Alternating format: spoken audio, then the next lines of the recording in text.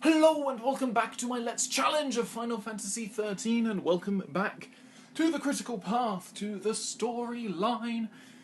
After many episodes of side questing and Seath Stone doing and all this sort of stuff, all the battles along the Arshilta Step, we are now back along the critical path, along the way that will take us through the story. And we have a rather unique team here. I don't know, I felt like choosing something different. I felt like using someone other than Saz. That is very bright. But yeah, as you can see, we are here. We have Fang, Snow, Vanille. Apologies for the brightness. Fang, Snow, Vanille here with Relentless Assault, Ruthless, Assassination, OST, Matador, and Solidarity. So no Sin, but double Sab. We're going to see how this works. I'm not entirely sure if it will, if I'm honest. But we will see. We will certainly see. So, into the minds of the Mahabharata Subterra we go. I was just sort of, So essentially, what we're going to start seeing is, this is our first new enemy. These guys are hoplites, I believe.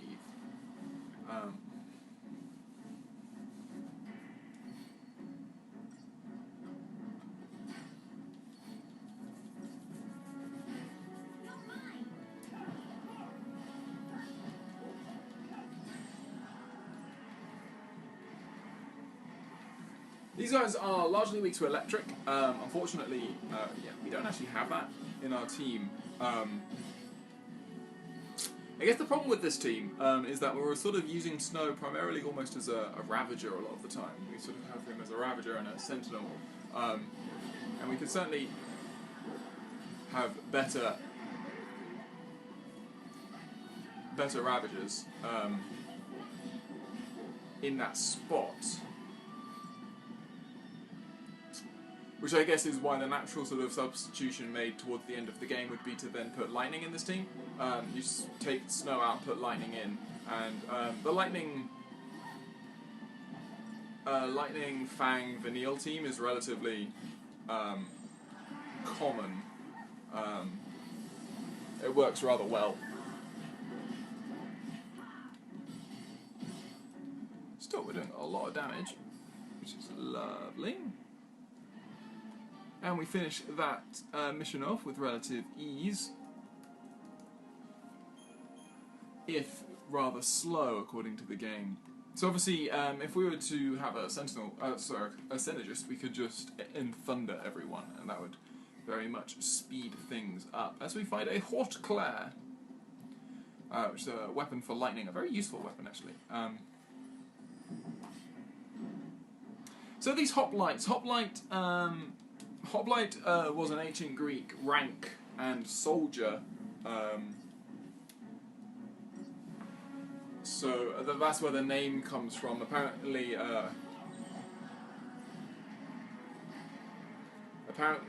the combat was centered around a single idea that battle should be bloody, horrible, brutal, and decisive, which is rather interesting. And the best known of them are like the Spartans, so that's a relatively sort of famous set of hoplites.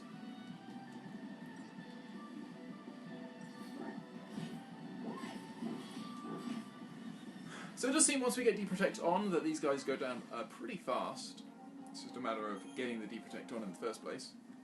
Again, we're not getting particularly high scores, but again, we are on slow, so that doesn't help. If we just quickly pulse engineers, hoplite. Weakness is electric, immune to poison, so susceptible to daze. So what's now probably going to happen is that Fang's going to spam sort of Daze Gar.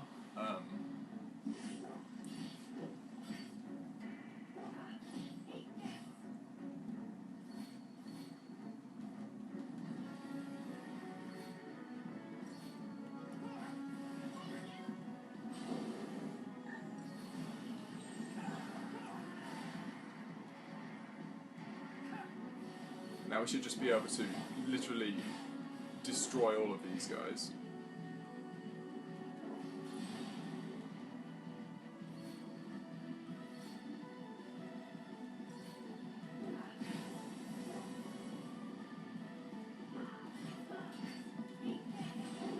There we go, lovely.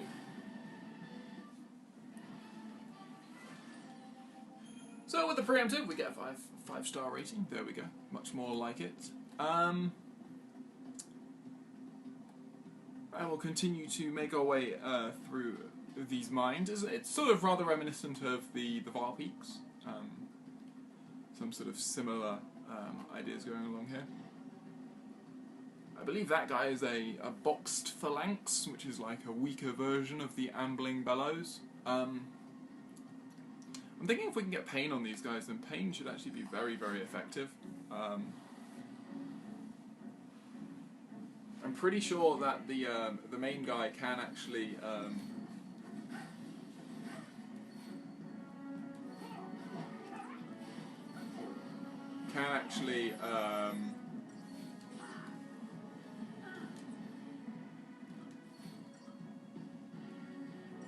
we're just going to try and daze these guys if we can.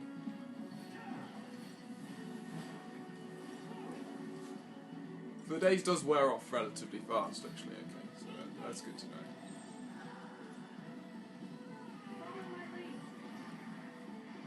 So unfortunately, we did not get the daze on before he went to issue orders there.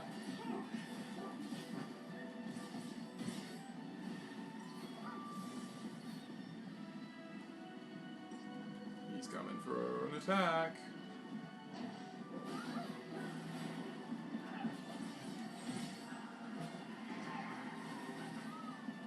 And Vanille is down.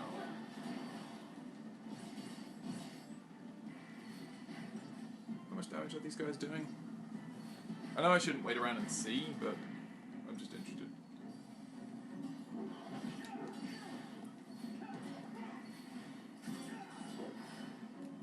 Okay, we haven't seen the Bahamut summon animation actually, so we'll just let that run.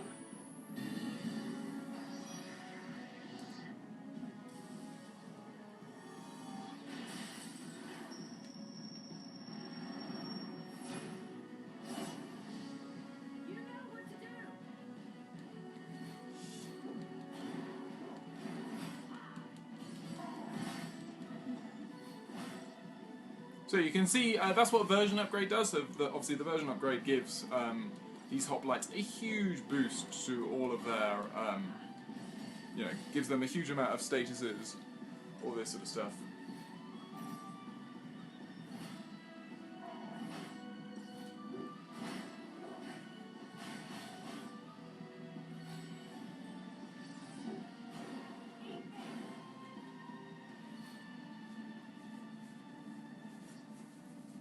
Still, we'll run this through, we might as well. Bahamut is actually one of the best ways to get one of the trophies in this game, which is to essentially break the limit to damage. So currently everyone is, their damage is limited to 99,999. The only way you can break that without certain items later on, which I believe are the Genji gloves, the only way you can do that is with Eidolons. Eidolons don't have the same limits to them. And Bahamut's Mega Flare is just one of the most strongest attacks. So if this does over, like, we'll see how much damage it does. Does it do... Nah. Pathetic damage, really.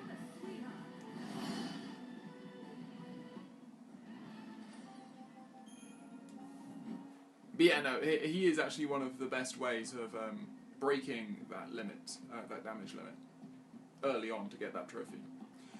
We get another cutscene.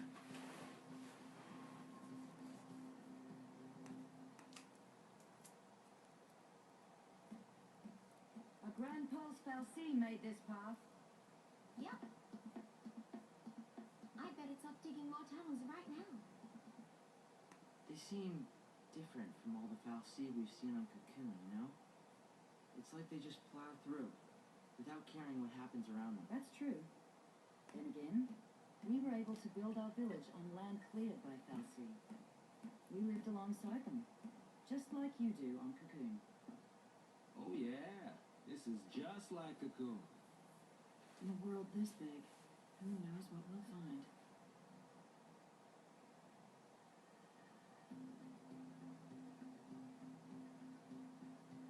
So there we go, the introduction to the Mahabara Subterra.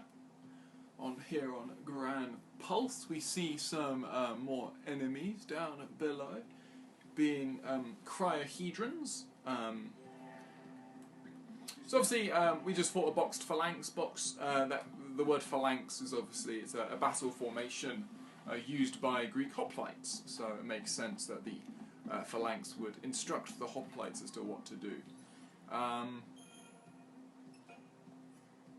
This could be a bit more troublesome. We've got some cryohedrons, cryohedra I should say here. Obviously just a mixture of the word cryo, meaning icy cold in Greek, and polyhedron. So, like all bomb type enemies, they essentially, they want to heal up. They heal up and then they explode. And it's going to be interesting to see if we can actually control this enough. Currently it looks like no.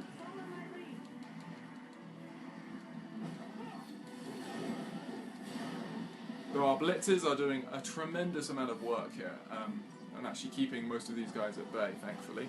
So, there's the self-destruct. We will...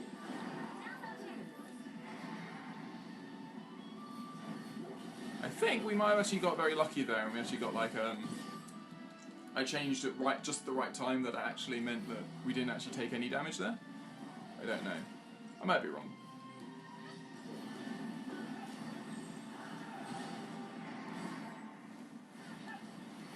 But there we go. Down go the cryohedra. They can be rather annoying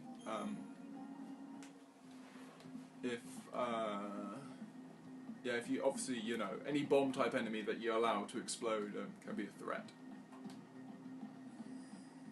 Thankfully, we get a nice little preempt. Yes, we do get preempted. Thank you on these Pulsework Centurions.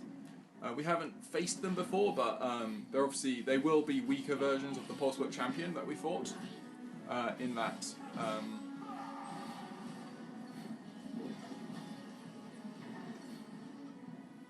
Okay, so that guy's already lost stagger, so we don't need to worry about that.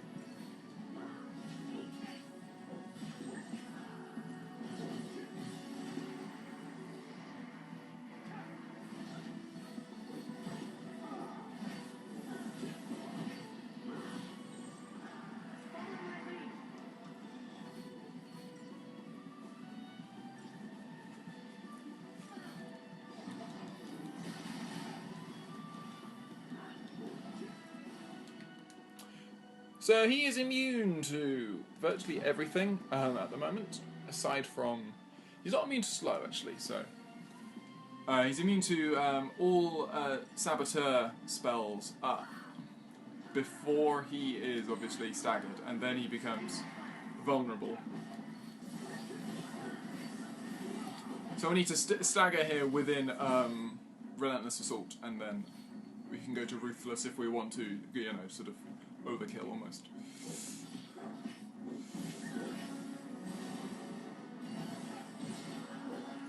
I think the real problem we're seeing with Snow at the moment as a Ravager is that he just doesn't get the actual the elemental coverage that our other Ravagers get. He only has water, ice, and air. And I mean, Saz has fire, lightning, and air, so you sort of get very good coverage between the two of them. Whereas obviously Vanille gets everything. Maybe it's just the enemies that we're currently facing that just don't fit what we want.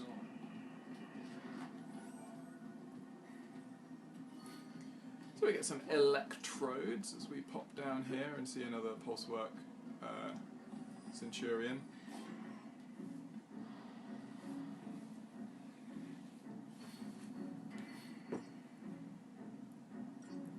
So Vanille is going to do literally nothing at the start here because she knows that all of her spells are unfortunately useless.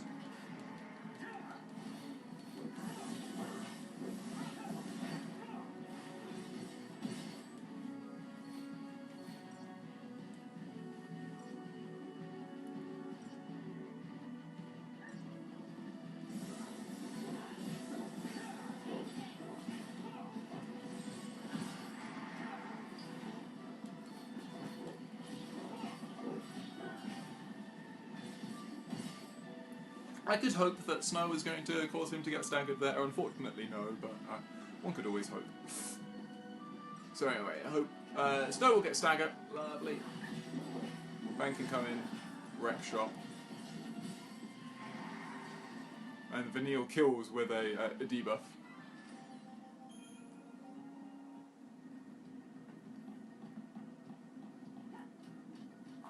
So, we'll grab our second little item down here, some Chobham armor.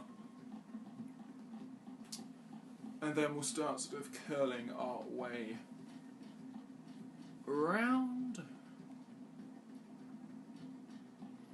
Still making pretty good progress as we see a new set of enemies. I believe these are rust puddings. I think they're called that. Yes, rust puddings. So, obviously a flan type enemy. I think like most flan, they are physical sponges.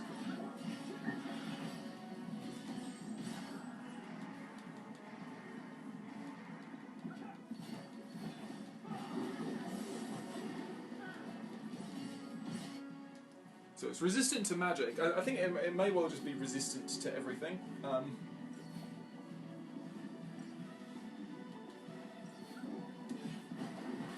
Such are sort of like some of the enemies as we sort of get further through. So Vanille's going to, it does say vulnerable to imperil, so we sort of prove it there. We'll go to assassination for some different debuffs.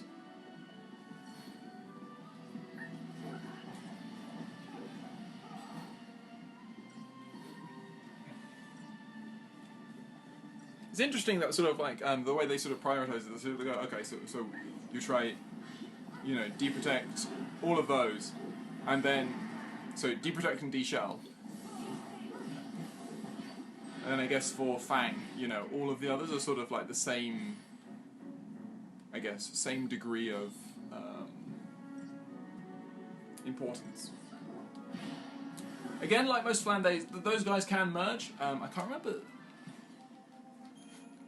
remember the name of the merged form though, but I remember it being rather annoying. So I'll pass through here, another cutscene. You definitely know you're on the story path when there are cutscenes every now and again.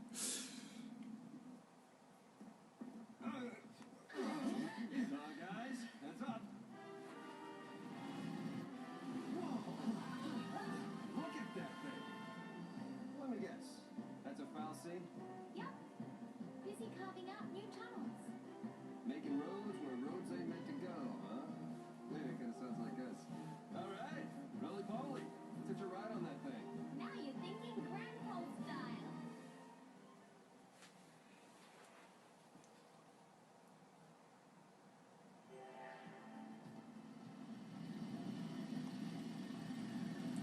Actually, I lie. But it's just been just read up that actually apparently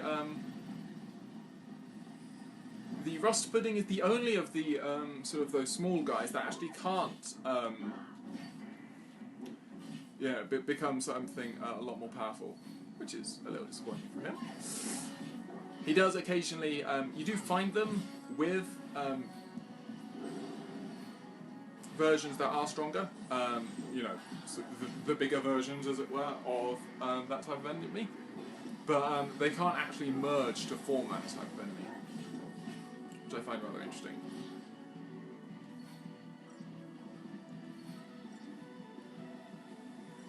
So, looks like we've got a nice simple hoplite here, and then the other one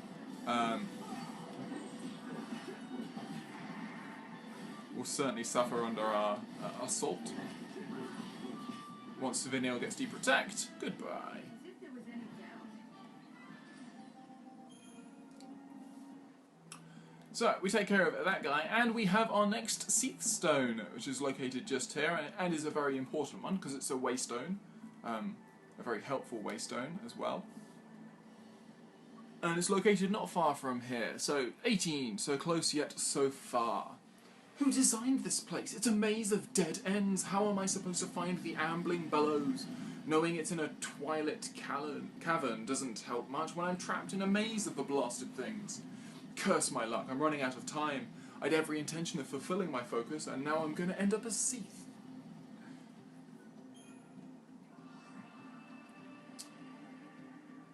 it's a poor story for that guy. So, if we head up here, I believe this is the way to go. Yeah, so there's a boxed phalanx and some hoplites down there. And then behind them is the ambling bellows and some hoplites, which is actually the battle that we need to worry about. I can never remember. Yeah. And you can see why it's called So Close Yet So Far, because that guy gets literally, you know, a few steps away. So, as you can see, there is no way forth this way, as the Pulse Falsi Atomos just continues to roll on.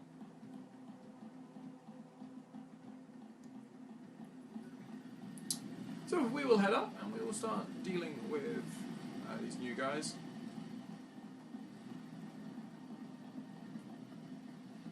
I was wondering if this was the area where we encountered some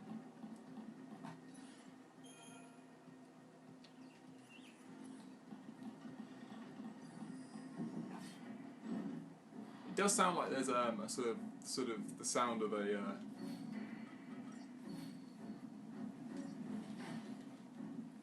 treasure sphere around, so maybe I need to have another look.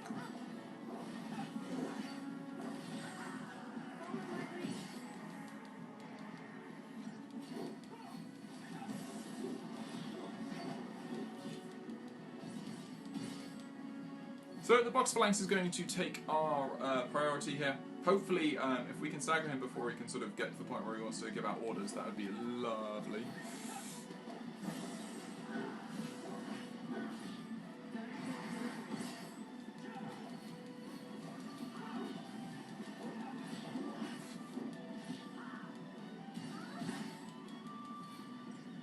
Obviously, he is doing quite a lot of damage to Vanille, but we should be okay because we should just be able to. Unfortunately, he just gets that off just as we don't want him to. These hoplites are going to be able to version upgrade, and that is going to suck. I mean, we still do a load of damage to them, which is good, but it is non-ideal.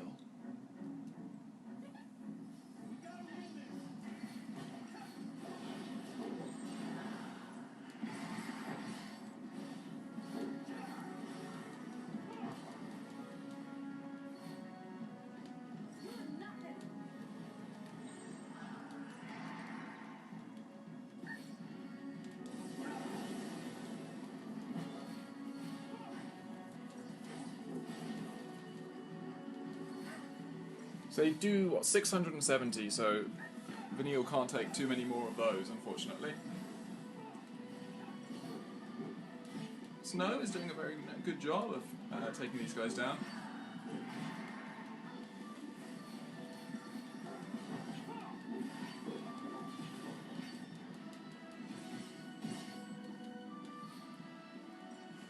And Vanille is obviously able to dispel away a large chunk of all of these, you know, these buffs.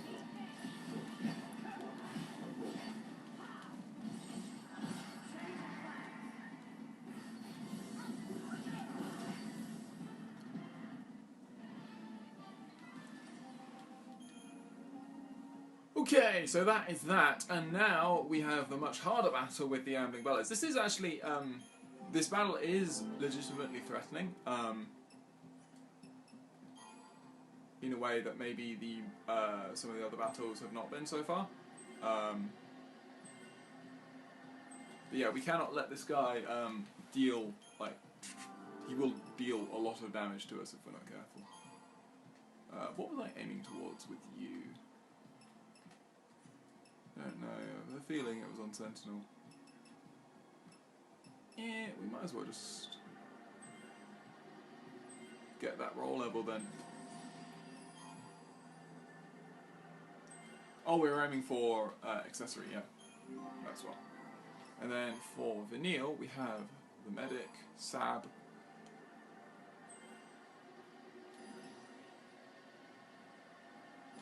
And Pain, lovely. So, equipment on Fang.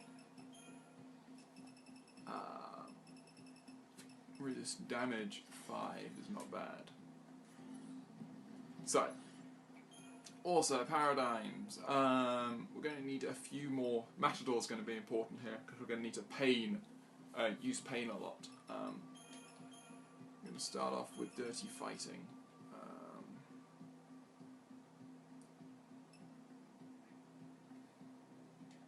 Yeah. Let's give this a go. So, we're going to essentially use the same tactics that we used on the previous version against an enemy like this, which is essentially... Unfortunately, we did not change which one we're actually doing first, which is annoying. So, anyway. Just because the Ambling Bellows does a lot of damage regardless. I did not mean to do that.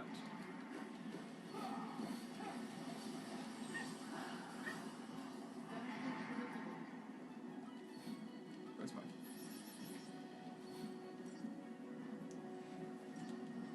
Any other tendencies, or just walk up to one of your... There we go. Lovely. Okay. Are you weak to fog? The reason I want a fog is just in case his, like, I'm pretty sure this guy can also, like, get the hoplites to start doing something else.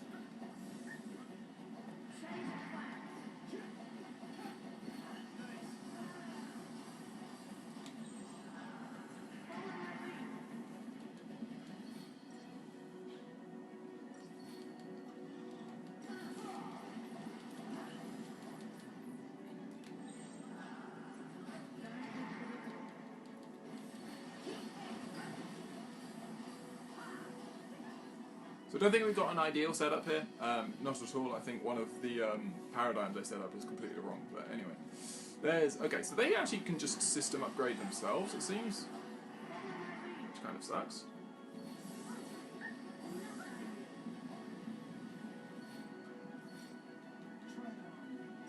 But yeah, no. The Ambling Bellows is still by far the most important enemy for us to try and.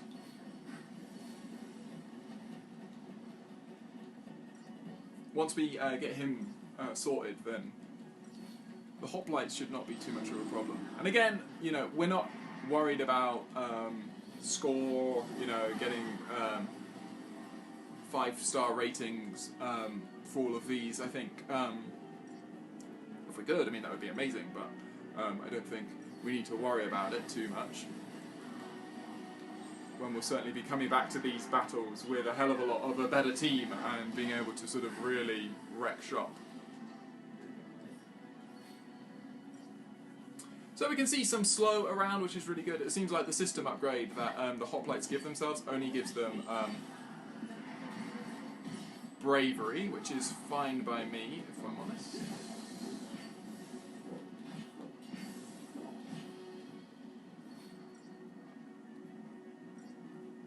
So we'll work our way through these guys, and then I think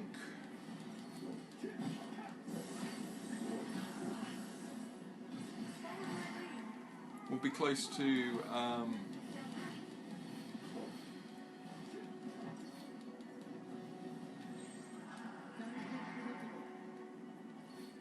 the next cutscene area and another rather important battle.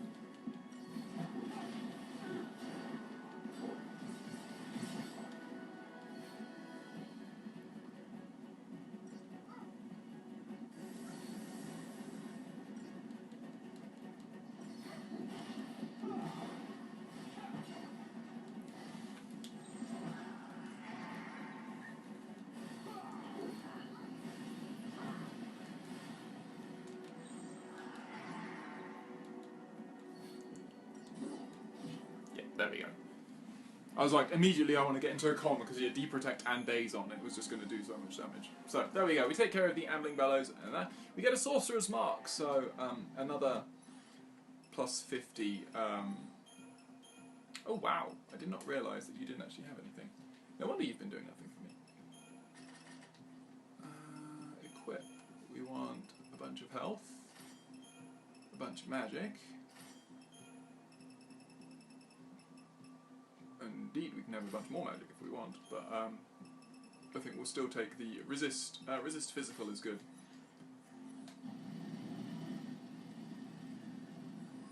So a lone rust pudding is not going to provide us with much challenge, I would like to think.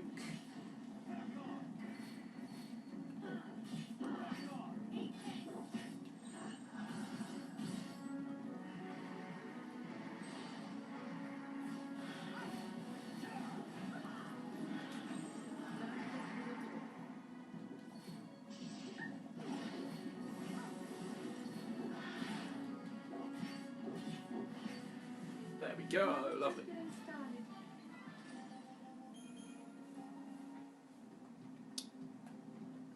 Okay, so we make our way through here.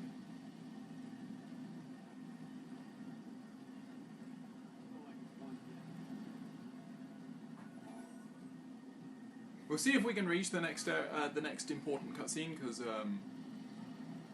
that would be very helpful, but I'm not entirely sure we will.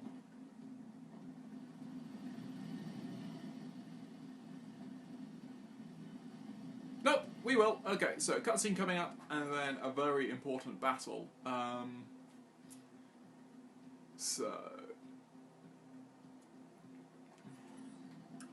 It's another one of these battles, the Eidolon battles, where essentially we don't get control of the paradigms we get given. So unless obviously you retry, and we are not allowed to in our setup. So we'll head over here, and we'll have a very important cutscene.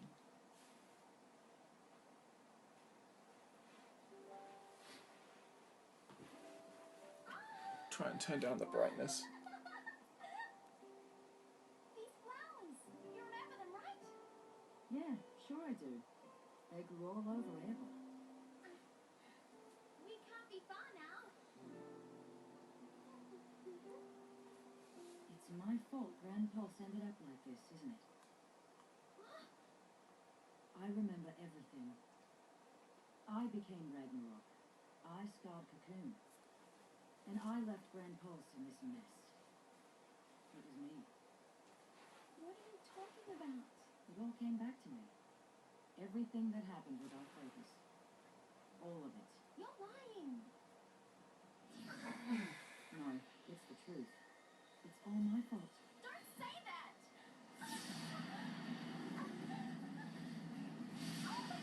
Camille.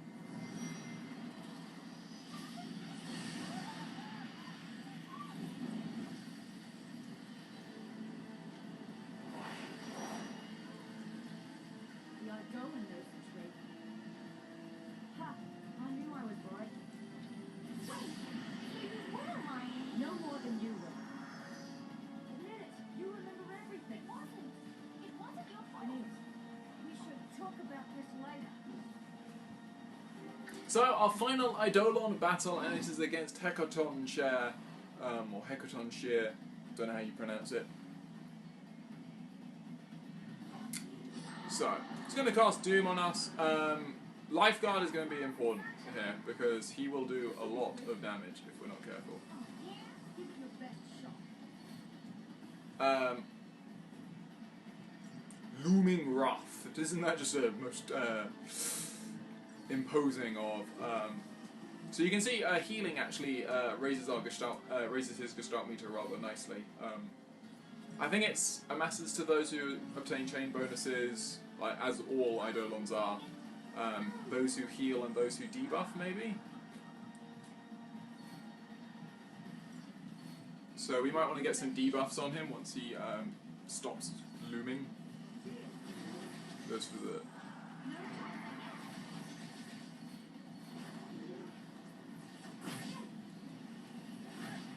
Ouch. Okay, so that wasn't too bad actually. I think as long as we sort of flit between the two ones that we have, as I have low battery, lovely.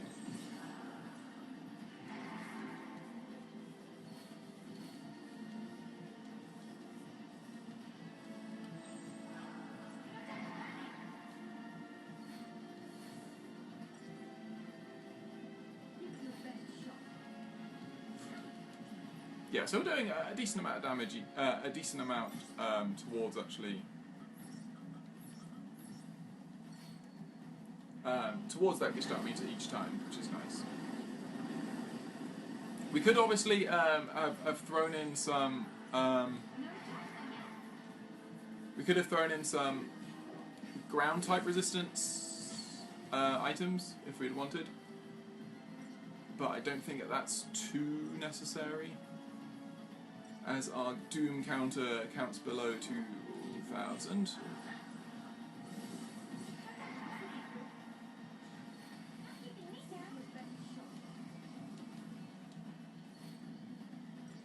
Obviously, having sort of Fang close to him is actually going to be relatively helpful, I think. I think it means he won't be able to do nearly as much damage to Vanille.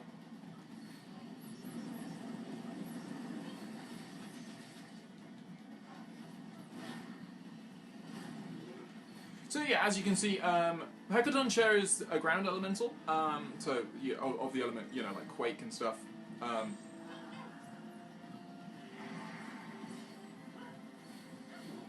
Which makes him rather unique.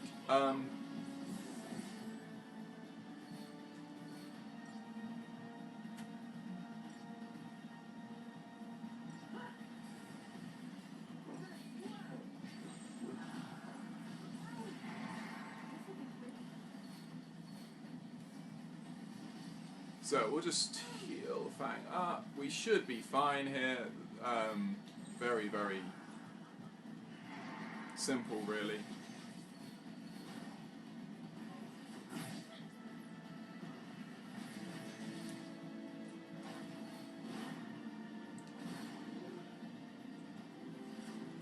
So yeah, if you find this, obviously, if you are having trouble, you should always be able to. If you just click retry, you can create your own set of paradigms, which will obviously help you a lot. Smart Bomb would be very nice in that battle, stuff like that.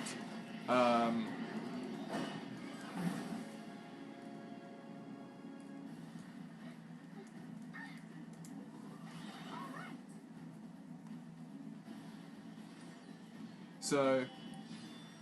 Hecaton Chair or Hecaton Kyres, something along those lines, Hecaton Kyre. All of this, it comes from, they were children of Gaia and Uranus who were thrown into Tartarus as soon as they were born. They were then released by Zeus and aided him in overthrowing Kronos, so they're all in Greek mythology. They were giants depicted with 100 arms. It quite literally means, Hecaton quite literally means 100, and Kyres means hands. So Hecaton Care, something like that. Something was off. You've been shying away from our focus ever since we woke up on Cocoon. I couldn't figure it out, but then it all made sense after hearing that story from Reigns. You already knew. You knew Ragnarok was the name of destruction. It wasn't fair. You had to do all the horrible stuff. And I didn't have to do anything. That is no reason to lie to me. You think that's what I want? You of all people!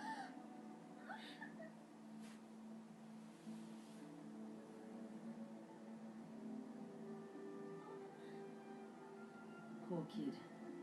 You've had it rough.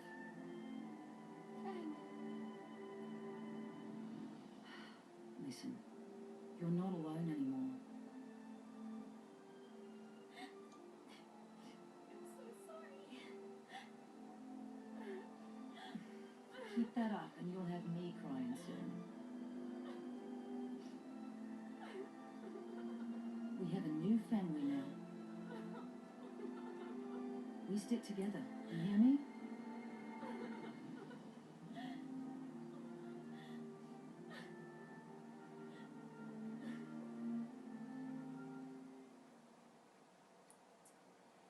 So there we have it, the end of that cutscene, and we now... Vanille finally has her additional ATB segment, which is really good. It means she can attack one more time as everyone else can, so she now has 5. And yeah, no, that sort of, that encapsulates everything and sort of, what it nicely does, it sort of ties up all the Eidolons there. So the way I like to think of it is sort of like, So obviously, Lightning has Odin, which is a lightning elemental. Saz has Brynhilda, which is a fire elemental, even though you can manually actually use Thunder and Frost, etc. on your Eidolon to change Brynhilda's, the way she actually, her type, as it were, you know, her affinity. You have Vanille, who has Hecaton Kaya, or Hecaton, whatever it is, which is a ground elemental. You have Snow with Shiva, which is obviously an ice elemental. You have Fang. I would say, I describe Fang usually, Bahamut, obviously difficult, but I usually say that it's kind of like a wind elemental. And then you have Hope, which is a sort of non-element, sort of like ruin, sort of like, you know, so non-elemental magic, as it were.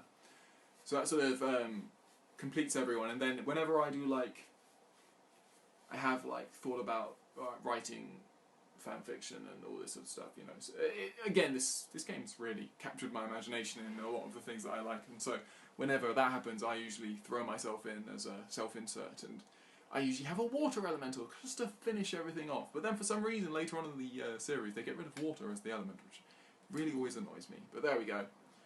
So that is that. We have finished off here. So we're going to save, and that is going to be it for this episode. So I hope you have enjoyed it, and I hope you will join me on the next episode where we will be continuing through the Mahabharata Subterra, probably finishing off the Mahabharata Subterra, and then continuing forth to Sulia. I think it's Sulia Springs. So hope you have enjoyed this episode, and I hope you will join me on the next.